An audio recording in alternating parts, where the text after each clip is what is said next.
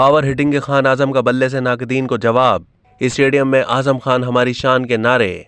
Pakistan super league में अपनी जारहाना batting की वजह से तमाशाइयों को भरपूर तफरीह फराहम करने वाले आजम खान ने कहा है कि मैं तमाम क्रेडिट अपने वालिद मोइन खान को देता हूं, जो मुश्किल वक्त में मेरे साथ खड़े रहे और मुझे मजबूत बनाते रहे।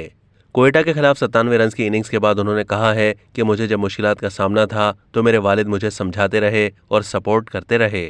आजम खान ने कहा कि मैं बांग्लादेश प्रीमियर लीग में अच्छी फॉर्म में था और मुझे यकीन था कि PSL में भी बड़ा स्कोर कर सकता हूं। मैंने सेट होकर तमाम स्ट्रोक्स खेले।